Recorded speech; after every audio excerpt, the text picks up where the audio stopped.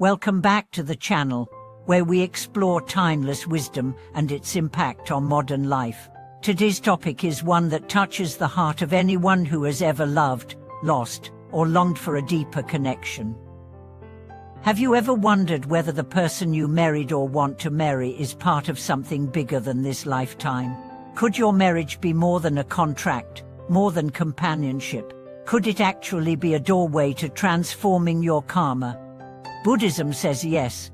And not only that, it teaches that through conscious union with another, your deepest karmic wounds can not only be revealed but also healed. Marriage then becomes not just a personal journey, but a spiritual one in which your shared love becomes the path and the practice. Today, we are going to explore how marriage can be a powerful tool for karmic transformation. We'll talk about how your partner mirrors your inner world, how Buddhist teachings help unravel karmic cycles, and how you and your spouse can walk the Eightfold Path, not just alone, but hand in hand. Let me take you to a small village in northern Thailand, where a man named Kovi lived with his wife, Enira. Kovi was known for his patience, his quiet smile, and his devotion to meditation. Enira, by contrast, was sharp-witted, emotional, and prone to sudden outbursts. Their marriage, by all outward appearances, was imbalance. People whispered, "Why does he tolerate her anger? Why does she never seem to change?" But Kovi saw things differently. You see, when Kovi was a young boy, he witnessed his parents' constant fighting. His father, a harsh man, was emotionally absent. His mother wept often, unheard and unseen. Kovi vowed he would be different, that he would learn to listen. Years later, when he met Enira, something inside him stirred. He felt pulled to her, even though her energy seemed to trigger his deepest fears. He soon realized that Enira's pain was not new. She, too, had carried it through lifetimes. A karmic dance had begun, the calm and the storm, the silent and the loud, the yin and the yang, and in this contrast, they both found opportunities to grow. One day, after a particularly heated argument, Kovi went to the forest temple nearby. There, he sat under a bodhi tree and asked the question, "Why does this relationship hurt if it's meant to heal?" Her monk overheard and smiled. "Pain," he said, "is not proof of failure. It's proof that karma is being touched. Do not turn away." That single sentence changed everything. Kovi returned home not with solutions, but with surrender. He no longer tried to change Enira. He began to change how he received her. He listened with ears of compassion, not defense. Slowly, Enira changed too. Her outbursts softened, her voice trembled less. They began meditating together at dawn, not to find peace outside of marriage, but inside it. This is the real possibility Buddhist wisdom offers. Marriage can transform your karma, not by erasing your past, but by allowing you to meet it, hold it, and finally release it. So how does this work in practice? It begins with awareness. In Buddhism, the first step in any transformation is seeing clearly. You must be willing to observe your relationship, not just from the lens of expectations or social norms, but from a deeper, karmic perspective. Ask yourself, what patterns show up repeatedly in your marriage? Do you always feel abandoned, even when your partner is present? Do you feel the need to control? Do you withdraw emotionally? These are not random behaviors. They are karmic patterns like grooves in your psyche that will continue until they are met with mindfulness. That's why meditation is so vital.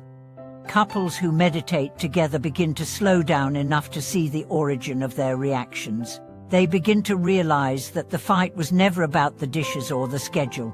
It was about an old wound, perhaps from childhood, perhaps from another life, finally surfacing to be seen.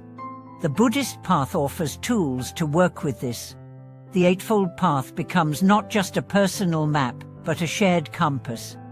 Right view helps you both understand that what you see is filtered through your past. Right intention guides you to approach your partner with the desire to heal, not dominate.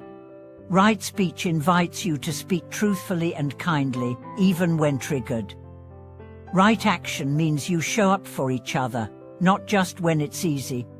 Right livelihood is not just about jobs, it's about creating a household that nurtures well-being. Right effort helps you stay committed when it's hard. Right mindfulness helps you observe without judgment.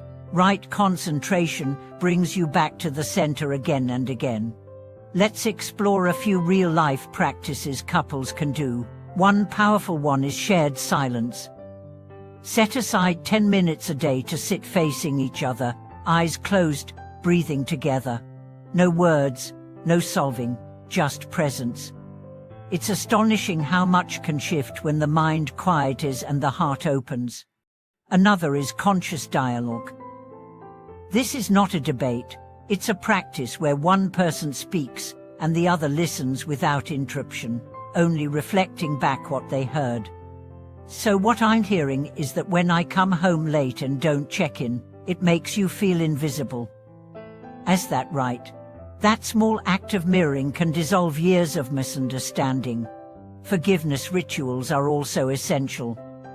In Buddhist cultures, couples will sometimes perform a symbolic cleansing. They may wash each other's hands or feet while reciting phrases like, "If I have harmed you in thought, word, or deed, knowingly or unknowingly, I ask for your forgiveness."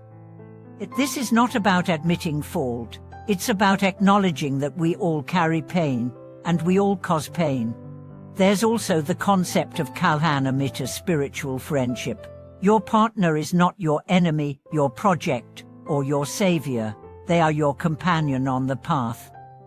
Just as two monks walk together in silence, each supporting the other with presence, you too can see your marriage as a shared pilgrimage toward awakening.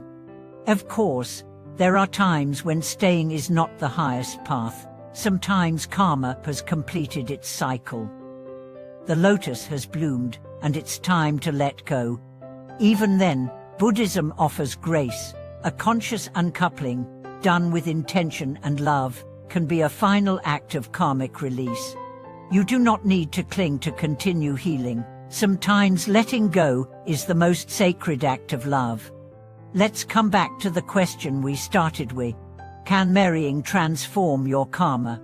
The answer, rooted in thousands of years of Buddhist insight, is yes. But not automatically. Not just because you said "I do." Karma transforms when you bring conscious, compassionate awareness into every moment of the relationship. When you stop blaming and start owning. When you see your partner not just as someone to make you happy, but as someone sent to help you awaken, your marriage becomes your monastery. Your partner, your mirror. Your home, your temple. So if you're married now, or hoping to be, or healing from one that ended, ask yourself, what karmic lesson is being offered to me? What pattern is asking to be seen? What wound is asking to be healed? And then, begin the work, not alone, but together. The transformation won't happen overnight, but with each breath, each honest conversation, each shared moment of stillness, you will begin to shift. And in that shift, not only will your relationship change, your karma will too. If this message spoke to you, if you saw your own story in these words, please share in the comments. Your journey matters. And your vulnerability could be the light that guides someone else through their dark night. Be sure to like, subscribe, and hit the bell for more teachings on love, consciousness, and the Buddhist path. Until next time, walk gently, love deeply, and remember transformation begins where presence begins.